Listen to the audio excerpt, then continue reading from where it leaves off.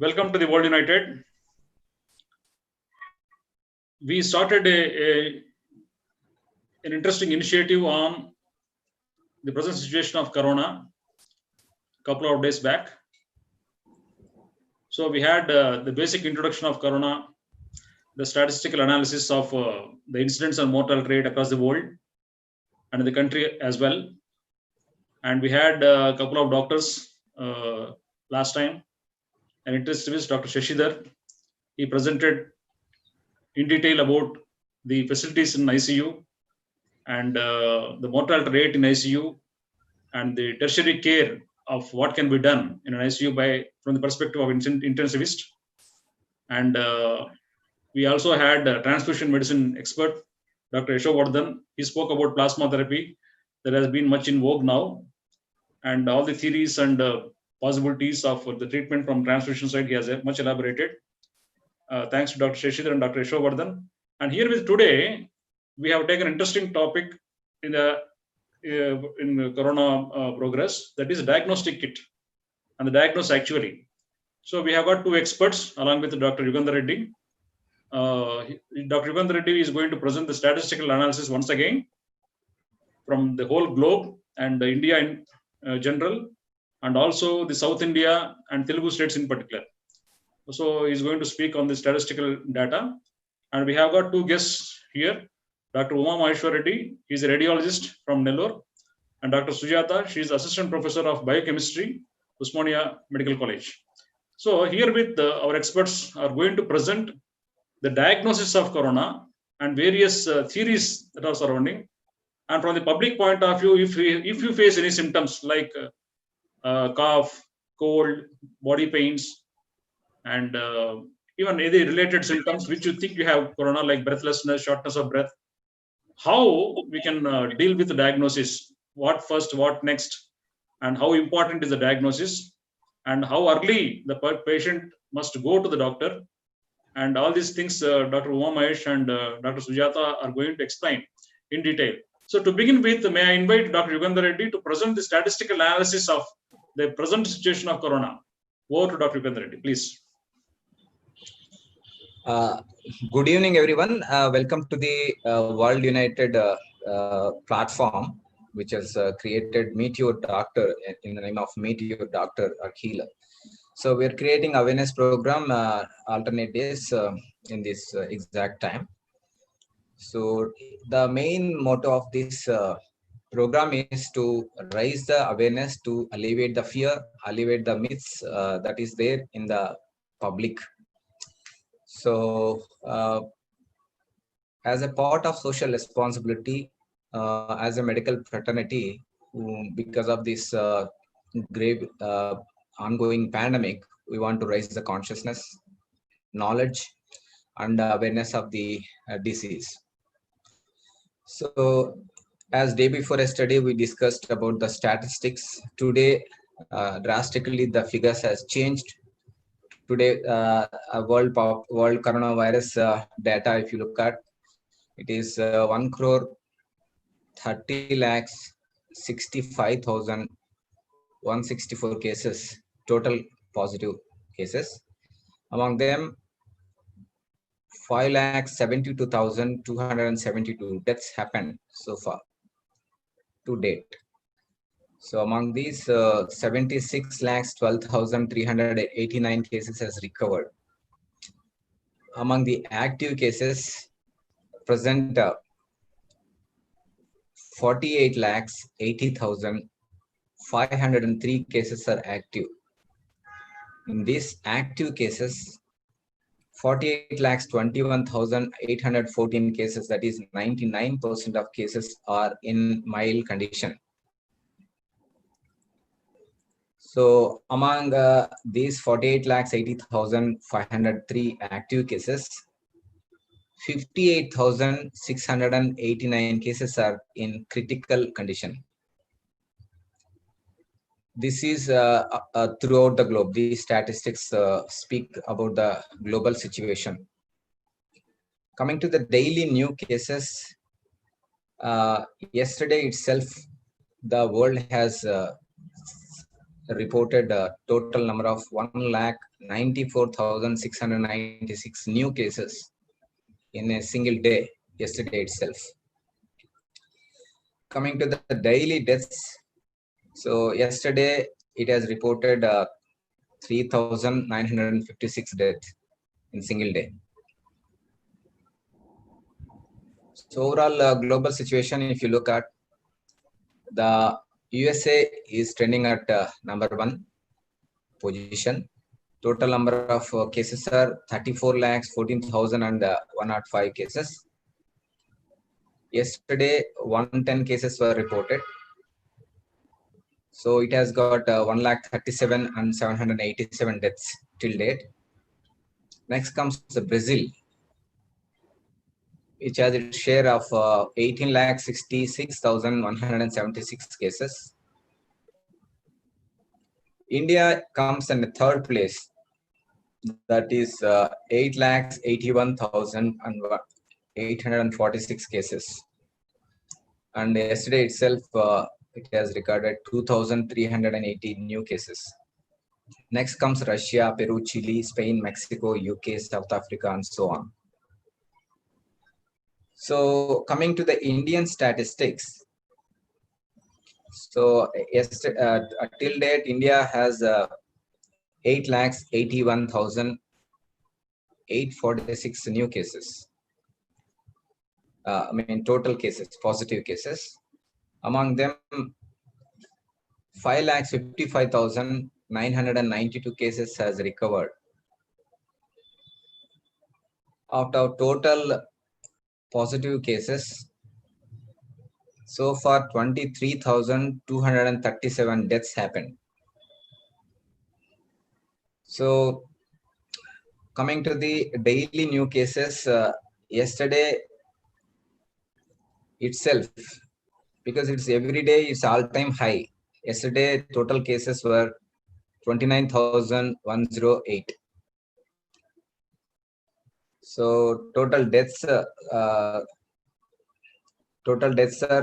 as already discussed, that is 22,687 deaths. Daily deaths, yesterday, it is 500 deaths yesterday itself, one single day. So coming to the statistics that is there at present in Telugu.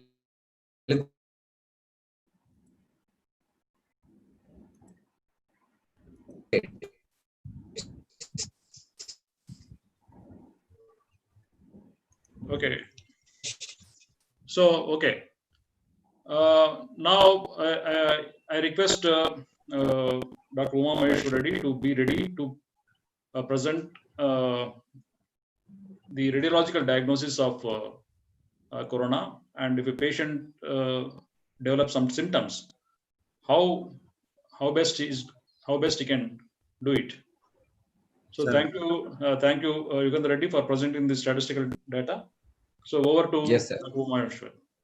Sir, thank you very much, sir. Thanks for the opportunity. Thank you, Yugandhar sir. Both Yugandhar sirs, in fact. So thanks for the opportunity. I would like to share my experience of whatever little experience I have regarding COVID. I made a small PPT. So I think you're able to see my PPT. Sir, Yeah. Okay, sir. So this is our initial experience. So this first image itself, the first image which you are seeing, is the case has been done in Nellore. This patient has succumbed to the COVID. So everything is outlined in this single image. If you carefully see, this is the normal lung. Are you able to appreciate my arrow? Arrow, you see? Yeah. So this is the normal lung and this is the abnormal lung. So you see, this is the classical ground glass opacification which has been described for the COVID. Ground glassing means you see something through a glass and you see whitening of the lung is called ground glass opacification. And this is again one more very classical feature of COVID. You see this subpleural line. These I've seen very consistently in all the cases, along with all the patients, and crazy paving. So lung will be definitely showing some changes in patients with. So these are all clinical features, and all of you know very well. Just for continuum, I have kept. So imaging features. Imaging features are mainly related to the free radical damage, tissue hypoxia, and blood coagulation. Somebody has not muted. Sir. All these lab parameters you know very well. There will be increase in the hemoglobin, decrease in the lymphocyte count, increase in the monocyte, increase in the ferritin, increase in the CRP, D-dimer. There will be hypoxia. All these things will be there. This is the outline I have done. These are all the cases which I have collected here. Approximately in Narayana, we have around 120 COVID patients data, CT data. So at this point, what we are noticing is, even if RT-PCR is negative, we are seeing lung changes. And recent guidelines formulated by AP government says that if patient has classical COVID symptoms, RT-PCR negative, still treat him as COVID patient and isolate him in the home. These are the guidelines given. Why? Because RT-PCR is a independent laboratory technician dependent. Here, radiological image can be shared to everybody easily, and everybody can interpret. The problem with swab is improper swab taking. All these things are becoming an issue.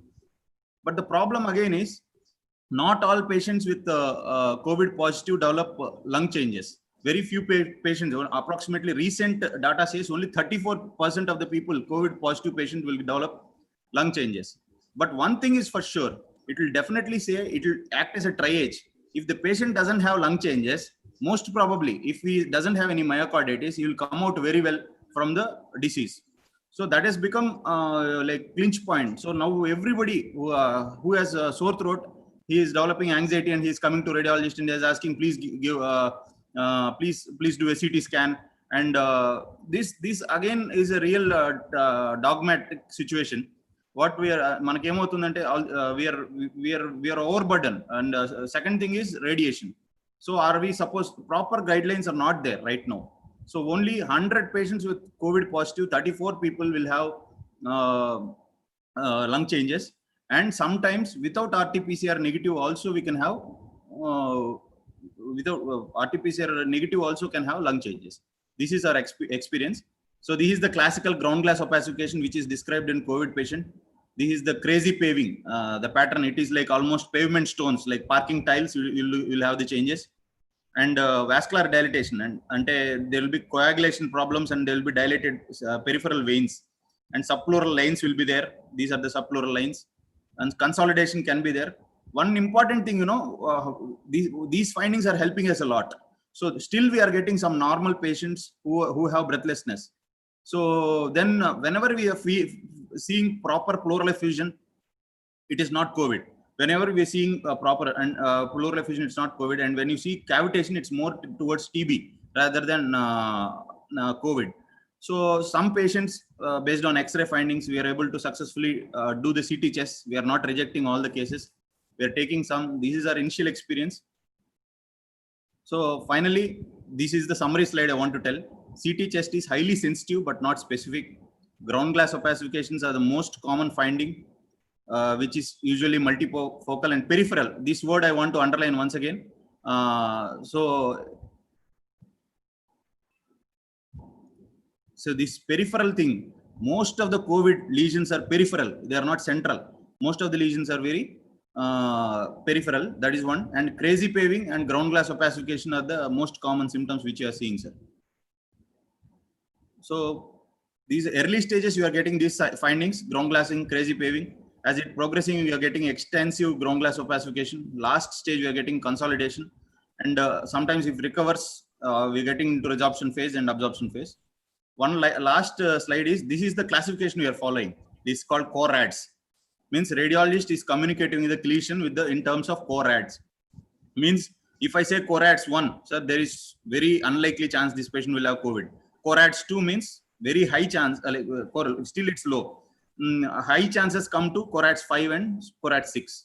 So this is one thing which all the radiologists everywhere are communicating with the clinicians.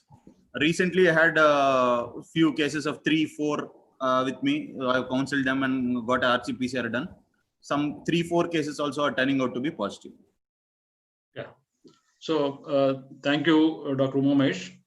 So here with hello. Yeah, sir. I'm listening, sir. Please. Yeah. Any questions? Here with, I think please have video control here. Spotlight onto me. Sir, shall I? Yeah. Okay. Let me stop. Yeah, sure. Okay. So from the public point of view, if a patient develops shortness of breath, to simply call breathlessness, mild breathlessness, with or without fever or body pains or cold, any other symptoms. So naturally, elderly patient will definitely feel very panicked. He might be having COVID. These doubts will definitely come. And if we give the sample also throat swab or post-nasal swab, the report nowadays is coming minimum of 2 to 3 days. Though it can be given within 24 hours, the possibility appears to be meager to produce the result within 24 hours, especially in government setups. So in this case, can we have a first HRCT, and based upon the radiological findings of HRCT, can we think of quarantine or treatment or whatsoever? The therapeutic aspects of the disease can be started or not. This is you summarized all the questions in a beautiful questions, like everything in one question. So this what can we do right now? What I feel is CT scan has radiation, so it is slightly hazardous investigation. Whatever you say, CT scan chest is equal to 100 X-rays. So which is not at all hazardous is pulse oximeter. So you have a pulse oximeter with you. If your pulse oximeter shows a saturation of above 95 or 96, I don't see, even you are waiting for COVID test, you have fever, you have malaise, you have cough. If you have saturation of above 95, that is very unlikely that you're going to get a normal chest CT. Very, very unlikely. Maybe you'll get a maybe small subpleural line, very little ground glass opacification. So it will not be alarming at all. So in that case, what can we can still wait for COVID test. If at all, if you are a healthcare worker, I honestly advise you to come earlier, because we will be very hypochondriac. We should for healthcare workers, even if you have sore throat and all, if you are anxious, so you can still come. That's your personal choice. If you come and ask me as a healthcare worker, sir, I'll get a HRCT, I will do for you. Why? Because I have respect for healthcare workers and all. For general public, so 95 to 90,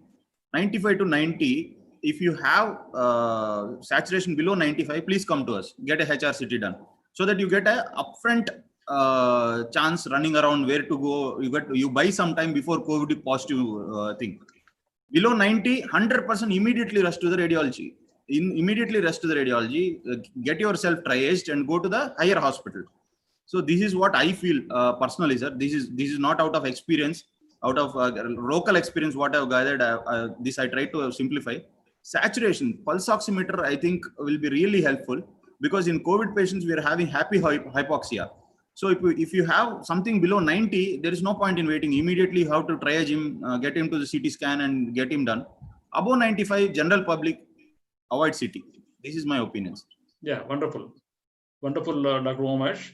And here with we have another expert, Dr. Sujata, assistant professor of the Department of Biochemistry, Osmania Medical College. So, Dr. Sujata, I request you to present the diagnostic tools for COVID-19 and how these tools have been initiated into the market. Initially, it all came with TRIDOT test, and again, depending upon the sensitivity and accuracy, false positives, false negatives, and all that has been discarded. Again, finally, the post-nasal swab and the throat swab, or sometimes only throat swab is being taken.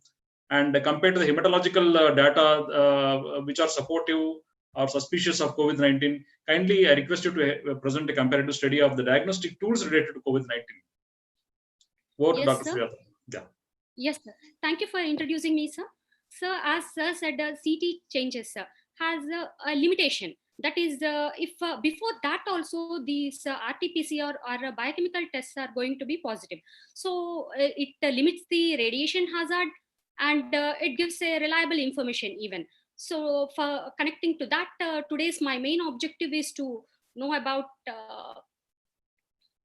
this. Objective is to make you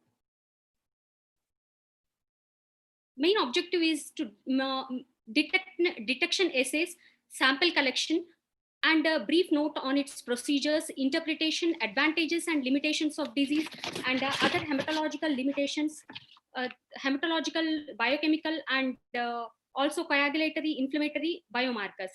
In correlation to proposed classification, today's objectives, I'm going to complete this one. And apart from the lab diagnosis, exposure history, clinical characteristics, CT chest, together are going to play a major role.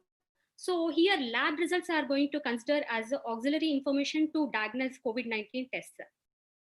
So there are three main types of detection assays relevant to COVID-19 diagnostic tests and screening based on the target that is being detected. Here, COVID-19 virus contains two things. One thing is a genome inside the virus and also proteins around the virus. As you can see on the screen that the genome which is situated inside the virus and the proteins.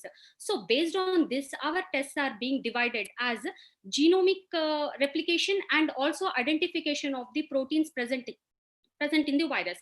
So for genomic replication, we use a nucleotide testing detection, and for detection of proteins, antigen test and antibody tests are done. So for this, we need to collect a sample. Mainly for sample collection plays a major role in detection. So proper collection of sample is to be done and collected properly with the health expert. And mainly the upper respiratory tract specimen is found, that is nasopharyngeal aspiration has a higher positive rate, 2 weeks of symptoms onset. And even lower respiratory tract of patients, including sputum and bronchial lavage fluid, is also helpful for diagnosing. Apart from these, we have oropharyngeal specimens, nasal mid turbinate swabs, and also nasopharyngeal wash, aspirate, and including sputum are used for sample collection. So here, after collecting sample, swab should be placed immediately into a sterile transport tube, including 2 to 3 ml of viral transport medium or amine transport medium and or saline medium. After that, storage should be done at 2 to 8 degrees centigrade up to 72 hours after collection. Without delay, it should be transported. So here the errors which are seen, that is false negatives, are seen because of this improper sample collection only. You can see the sample collected in oropharyngeal tube. For first test, that is a nucleic acid, RT-PCR. RT-PCR is conducted after taking nasal swab. So if at all the virus is present, RT-PCR is nothing but the replication is done outside. As the virus enters into our body, it is going to replicate. The same procedure is being followed over here also. The false, in vitro replication is being done. That is the virus which is already present in our body is extracted. That is as it is being a RNA virus, it is being extracted and then amplified and decoded with a immunofluorescent method. That is the probe is used to read this assay. So here we use a positive control and negative control. Depending upon assay response, we are going to release the result. So interpretation, this is the main thing which need to be focused on. Interpretation here, that is a cycle threshold. It is defined as number of cycles, a number of cycles when the sample fluorescence exceeds a chosen threshold above the calculated background fluorescence. So if it is positive, that is positive result should be compulsorily with this cycle threshold according to new ICMR rules. So CT, that is the cycle threshold, is the number of cycles required to detect the viral antigen. Lower the value, higher the risk. So if it is between 17 to 24, high viral load. If it is above 31, low viral load, so that one can go for quarantine, that is home quarantine. Advantages of this RT-PCR. Detection in 1 to 3 days before the symptoms onset, and a viral load in upper respiratory tract peak within first week of infection. It is, many studies are there contradicting these things, but as of now, WHO studies, a few of the studies in WHO say that 1 to 3 days before symptoms only, RT-PCR is going to be positive.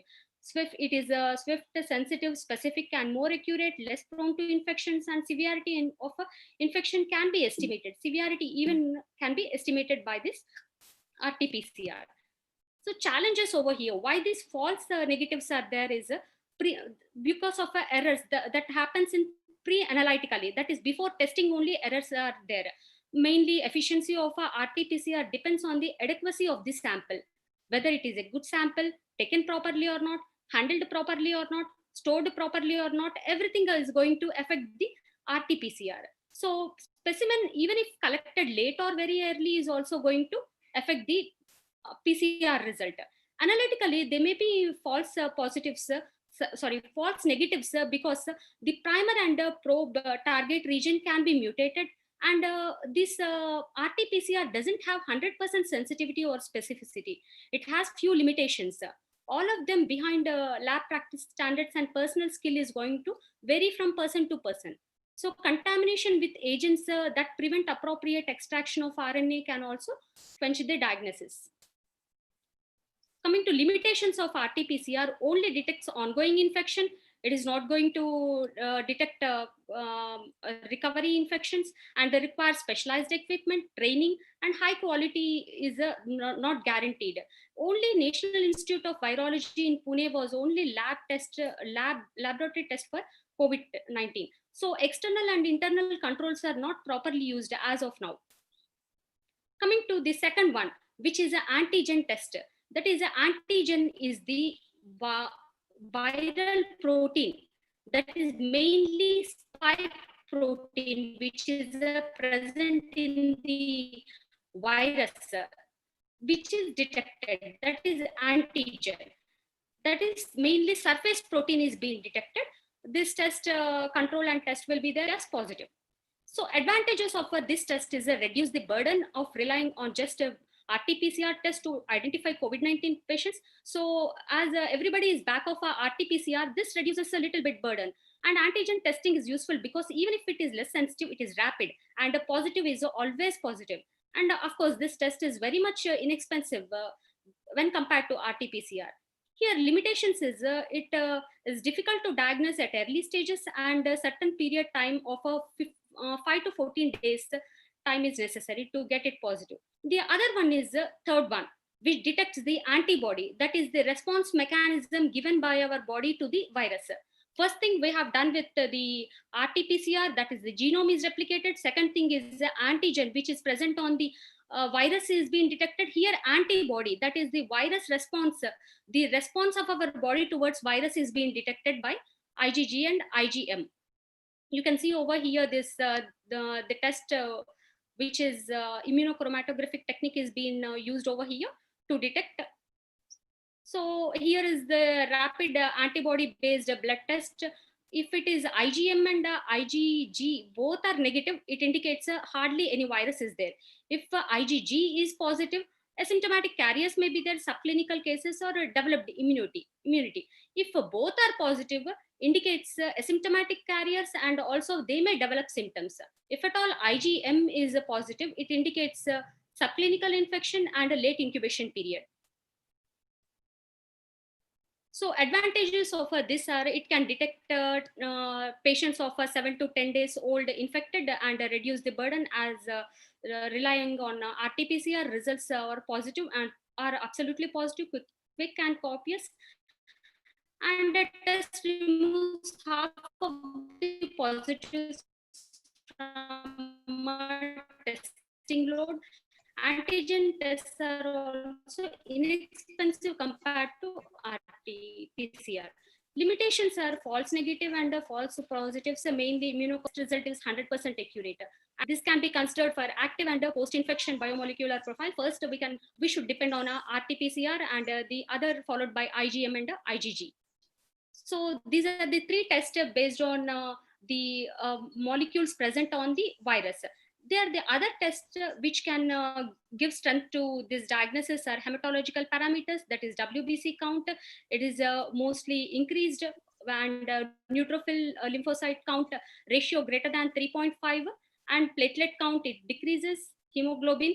Biochemical parameters are blood urea nitrogen, creatine, creatinine kinase, LDH, cardiac troponin I, myoglobin, ALT, and AST. Coagulation parameters, prothrombin time and D dimer, and inflammatory biomarkers as the ESR, CRP, serum ferritin, IL-2R, interleukin 6, 8, 10, procalcitonin help in diagnosis. So biochemical parameters, coagulation parameters, hematological parameters, and inflammatory biomarkers adds to diagnosis. There, the other test as RT-PCR, everybody are aware of that. These are being automated by cartridge-based nucleic acid amplification test and TrueNet, which is manufactured by MolBio of Bangalore, which is also an automation of PCR. They can detect, give the results within 1 or 2 hours.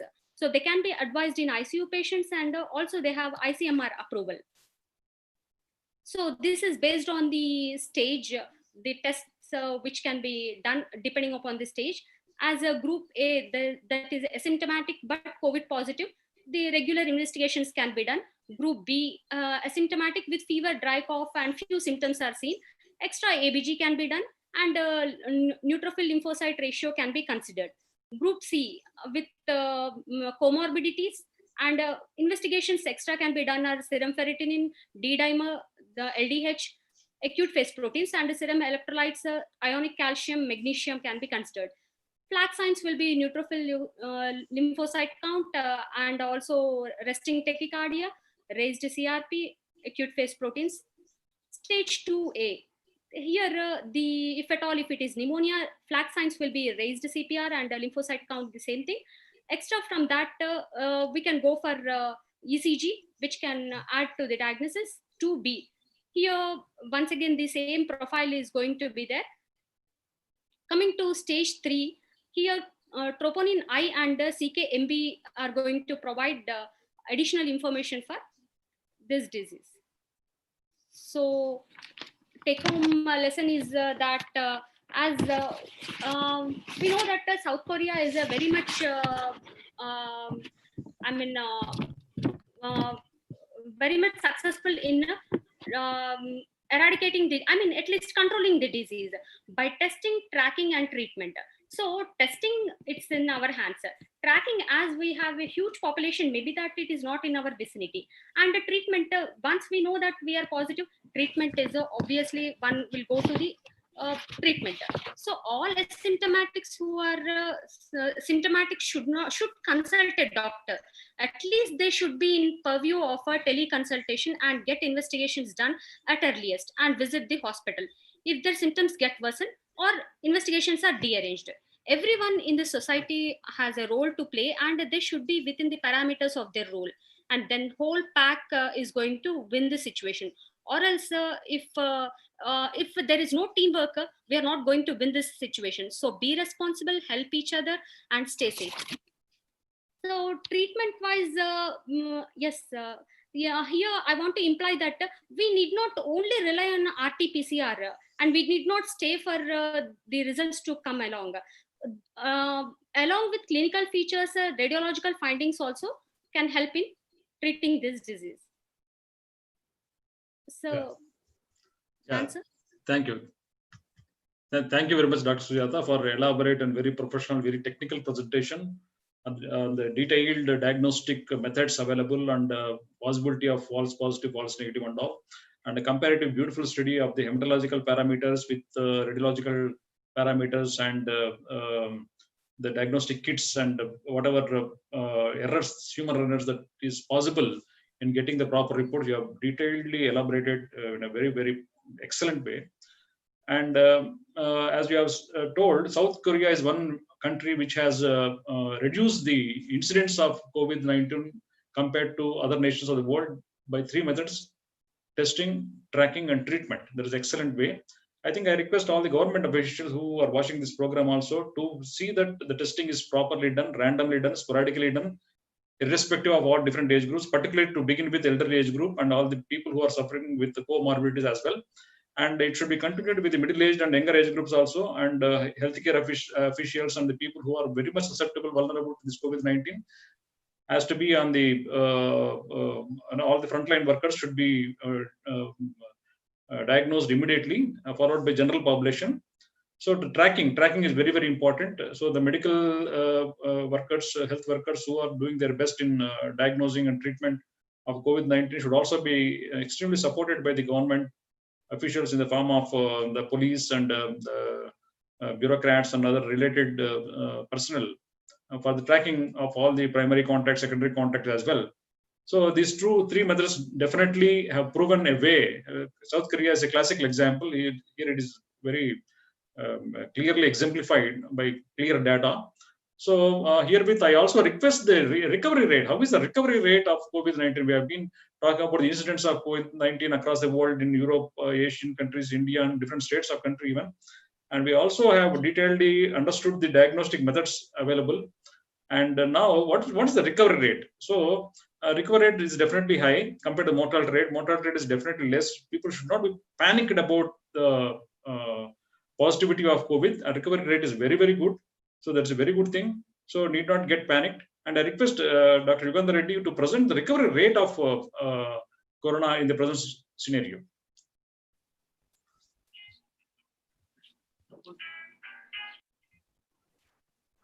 Unmute, please. Yes, sir. Actually, recovery rate is gradually getting better compared to 2 months back, the early May. It is 89.13% cases only they are getting recovered. If you take that present values, it is almost 95.94%, almost 96% people. So death rate is also coming down. Initially, it was as high as 12% in one day. Compared to the consistently, it is 4.44, around 4%. At present, it is 4.01%. So almost 96% recovery rate and 4% mortality is going on. If you see the graph also, it is gradually getting better. Maybe these virus strains are getting accustomed and they are getting low, less and less virulent. They are accommodating into the human population, or maybe we are surrounded by the asymptomatic individuals. Many infections it passes through many individuals. Gradually, over a period of time, many mutations, it will become less virulent. So probably that is the reason why we are seeing more recovery rate and less mortality rates. Thank you, Dr. Yugandhar Reddy. So here with we have presented, we have today complete statistical data of the entire world and India and South Indian states as well. And we have got a very detailed presentation by Dr. Uma Maheshwar Reddy about the radiological diagnosis and how exactly the findings of HRCT, the high resolution CT scan of lung appears, the peripheral way and the central way and the consolidations, how they appear and how we can, when to call and how to call something as a really pathological to be admitted and to be taken care of by the physicians and hospital management. And also Dr. Sujata has excellently presented about the complete diagnostic tools and the comparative study of different types of diagnostic tools. And in the next session, that is on day after tomorrow, 15th July, right? 15th July, same time, 6 p.m., we will assemble with 2 more experts.